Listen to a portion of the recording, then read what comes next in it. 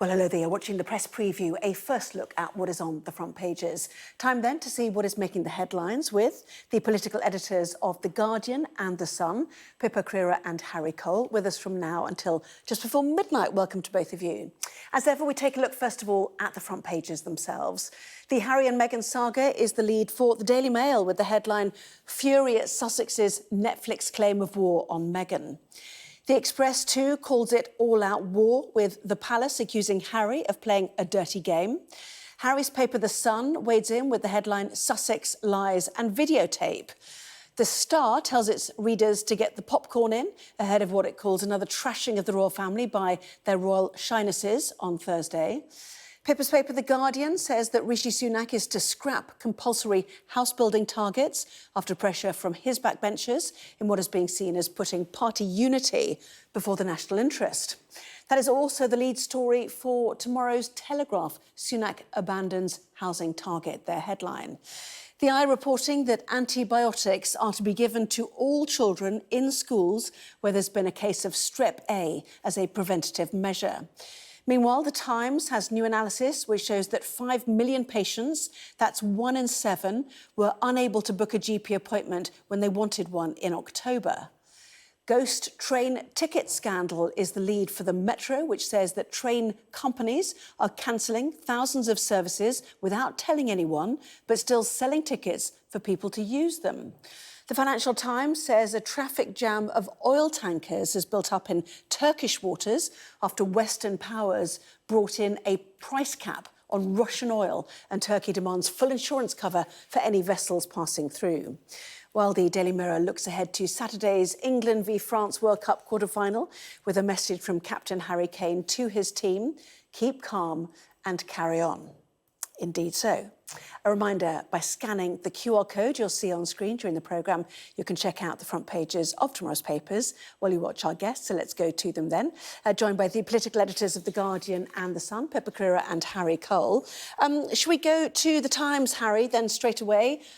More strikes, literally over Christmas. Some suggestion they're supposed to target engineering works, but no doubt travellers will also be affected by this. Yeah, just when it looked like it couldn't get any worse, here it comes. Mick Grinch, as we've named him in the paper over the last few days, not backing down. He's going to put the pay offer that was given to by the rail companies to the rail workers, to the rail unions, to his members. But he's going to vote strongly, urge them strongly to vote against it. Look, it's becoming pretty clear that the RMT are determined to drag this out all winter, regardless of what offer is put on the table. It's beginning to look like nothing will be good enough for him. I just think it's almost, spiteful after the chaos of last Christmas when people were not unable to get home because of Omicron, the misery of the lockdown Christmas before that. To put the interests of a very vocal left-wing minority before the interests of the country like this is, as I said, spiteful. Yeah, festive travel in tatters. We see your, the article in The Sun there. Well, what does this say to you, Pippa? Because some people will say this is just, giving rail union workers time off over Christmas to be with their families, and everyone else can just struggle on effectively.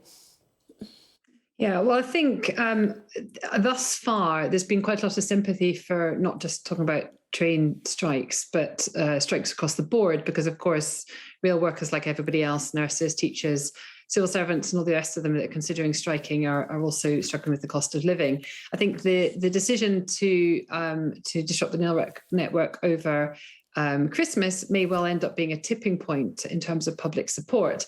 But the RMT is absolutely determined to plough on.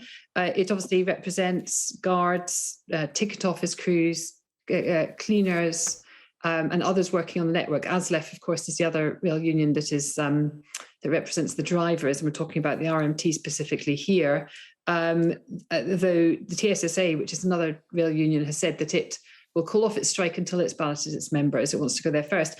A lot of this comes down to sort of the conditions that are also being attached. The key point of contention, and this has been a point of contention in rail strikes over probably the last couple of decades, certainly the last decade, is the desire for the train operating companies to push for driver-only trains. So drivers would operate the doors and would basically be in charge of safety on the train as well. And the RMT, who obviously includes, their members obviously include the guards, are concerned about that condition. So it's not just about the fact that they've been offered this 4% each year pay rise, although that obviously is a key part of it. It's also about the conditions that they're being asked. And they have, for example, called off an overtime ban, which they were planning on proceeding with, which would obviously be incredibly disruptive in the run up to Christmas as well. But it's going to be interesting to see. We've talked a lot in the last couple of paper reviews that we've done with you, Anna, about the tipping point in public sympathy, and I do wonder if the RMT's decision, if the members agree with the leadership of the RMT to push ahead the strikes over Christmas, may well be that tipping point. Yeah, and coffin makers now striking, firefighters balloting. It goes on, doesn't it? No doubt we'll talk again. But let's move on to housing, housing targets specifically in The Guardian. A brick wall of opposition from some Tory MPs and now a volte-face from the government, Harry. Yeah, as we've been discussing over the last few weeks, the problems for the Conservative Party don't go away with a new leader. Now, Rishi Sunak has had to bow to the inevitable here alongside Michael Gove. The Tory majority was wiped out by majority of MPs in the southeast, mostly in the south, with Lib Dem facing seats coming under massive scrutiny against planning developments in their own backyard, so to speak, and they've been quite coordinated under Theresa Villiers, the former cabinet minister, to say, look, we're not going to back this housing targets in the levelling up bill that's meant to come back to the Commons next week. It was meant to come back a couple of weeks ago, but it got delayed while they hammered this all out. Now, the problems that faced Boris Johnson, the problems that faced Liz Truss, are the same problems that face Rishi Sunak, in the fact that if the Tories are going to turn it around the next couple of years and present an election-winning package to the country, they've got to do some big, bold actions. And that includes getting GDP and growth up. Now, the quickest way to do that is to build houses. If every £100,000 homes you build each year, it's estimated to put 1% of on GDP growth. Now, the Tory party itself is blocking the government from doing that. So they're in this sort of ridiculous catch-22, where their own party is essentially ungovernable and stopping the party doing the things they need to do in order to win the next election. And you kind of wonder, it literally Turkey's voting for Christmas here. Yeah, I mean, it is really fascinating. I have to say, where I live, the village has gone up by 3/4 in size. No extra schooling, no extra GP services, no extra parking at the station, and it's changed the look of it. So that's kind of what they're up against, Pippa.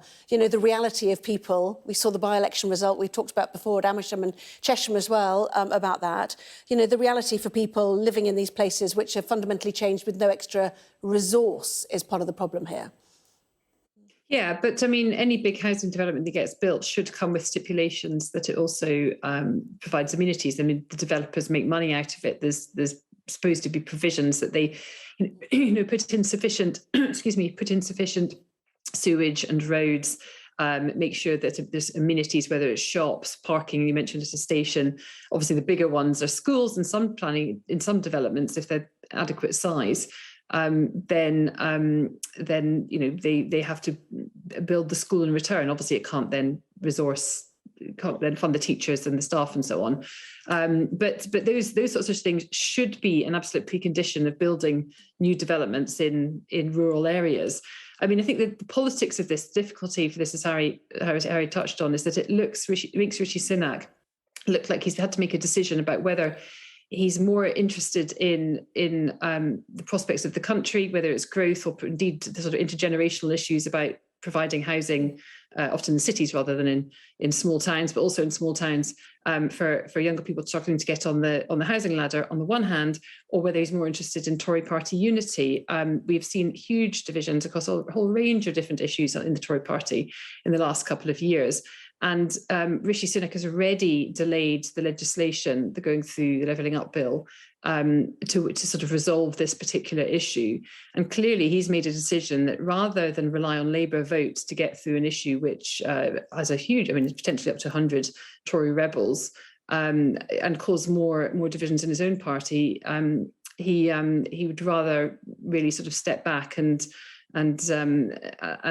proceed with the sort of the lack of house building instead, which I think opposition parties are almost certainly going to highlight in the run up to the next election. While there will be communities like yours, Anna, I'm sure, that are relieved, there'll be plenty of others that think that house building is an essential requirement when growth is sluggish and so many people are without a home.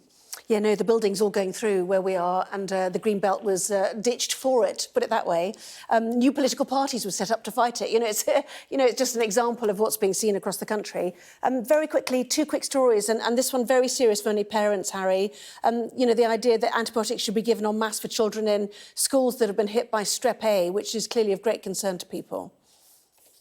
Yeah, it looks like, I haven't actually read the details of this, but it looks like a pretty sensible precaution, pretty sensible step. The pandemic, not suggesting anywhere near anything remotely like a pandemic, but the planning and the sort of quick action, if anything we learned the last couple of years, is take action quickly, even if it's expensive. If you can get on top of something quickly and smother it out as soon as possible, benefits far greater down the line. Yes, and the other story we're going to talk about, perhaps we will next time, front page of the Times, 1 in 7 were denied a GP appointment for figures. Others waited for over a month. Another very critical story, but we will discuss that a bit later on. Lots more still to come, including Sussex Lies and Videotape, the Sun's take on the upcoming royal documentary. Talk about that and the latest on that story after this break.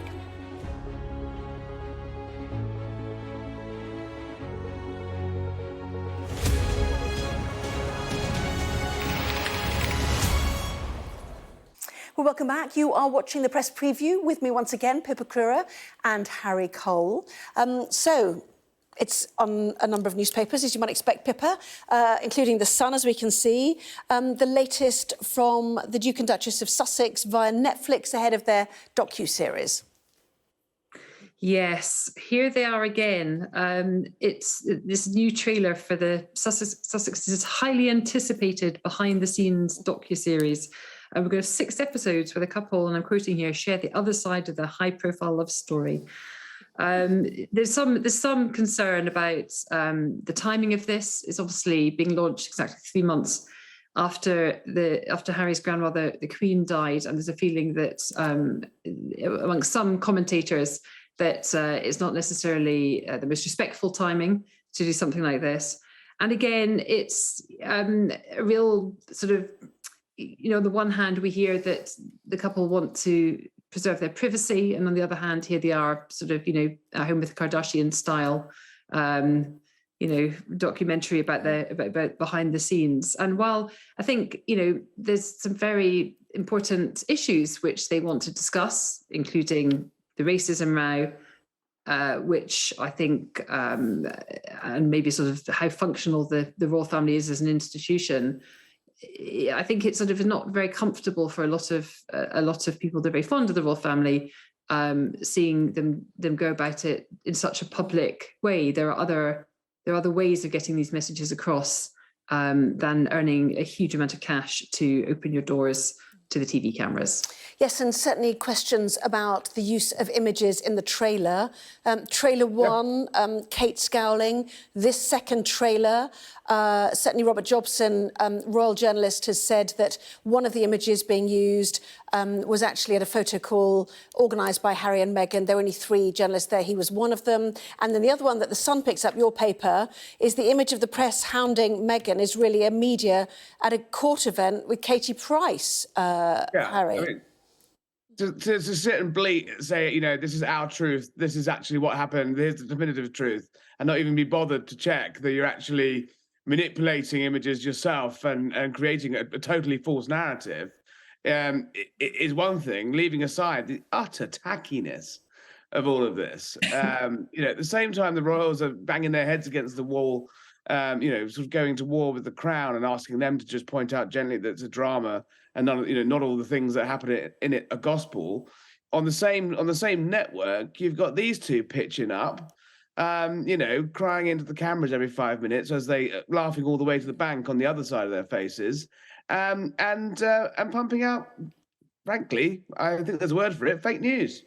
OK, well, we clearly heard his plea about women who marry into the royal family and the pain and suffering. You know, clearly he is bruised by what happened to his mother. Anyways, yep, carry on quickly. Meghan could not have been more warmly welcomed into British life, into British society, into the British into the royal family, into the story. Like those crowds that lined up for days and queued for days and cheered her at Windsor. Those amazing images of Windsor Great Park, and you know, perhaps there is more to the story than simply her truth.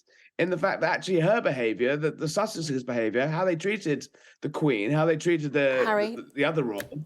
Yeah. It's probably something to explore. Sorry to rush you there. We were also going to talk about Harry Kane too, but doesn't matter. Lots to discuss on that. Harry and Pippa, see you soon. Thank you very much indeed.